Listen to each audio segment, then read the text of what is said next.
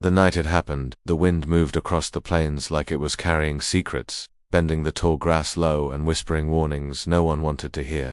He stood alone under a sky bruised purple and black, hands rough from years of honest labor, heart heavier than the land he worked. He had built his life on silence, on doing what had to be done without asking for permission or forgiveness. But that night, one voice broke through everything he believed. A woman's voice, shaking, desperate, barely holding itself together. "Just do it already," she begged. And in that moment, the rancher made a choice that would save a life, and set his own on fire. He hadn't always been this man. Once, he was known as kind, steady, the sort of person neighbors trusted with their children and their troubles. He bought the ranch young, back when his back was straight and his laugh came easy. The land had felt like freedom then, wide and forgiving, a place where effort still meant something.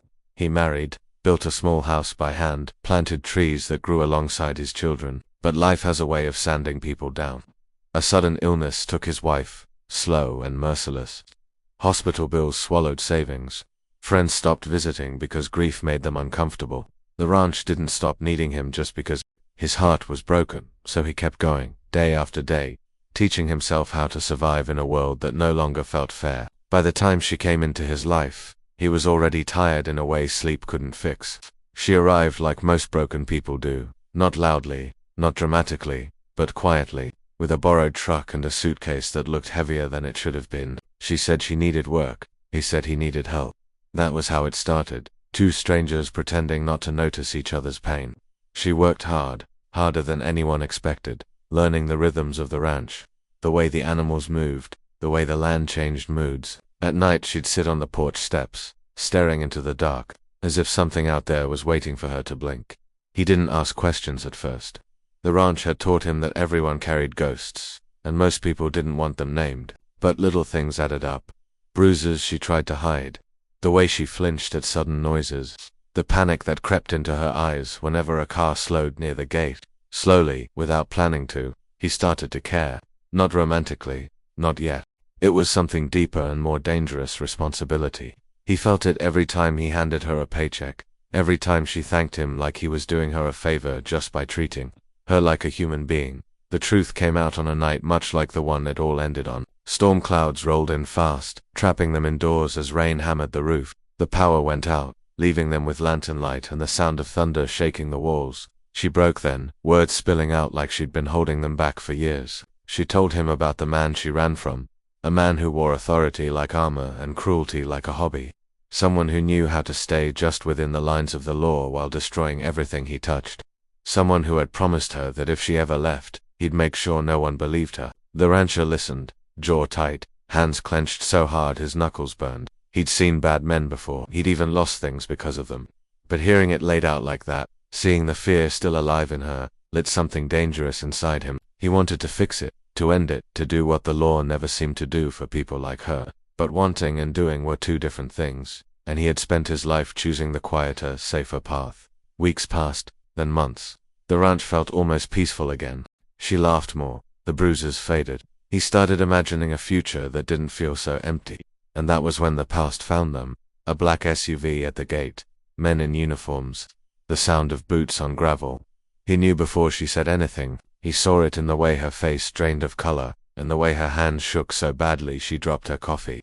The law had come, but not to protect, to reclaim. They said they had questions. They said it would be quick. They spoke politely, professionally, the way predators do when they know they have power. She looked at him then, eyes wide and wet, and for the first time since he'd known her, she didn't try to be strong. "Please," she whispered, voice breaking.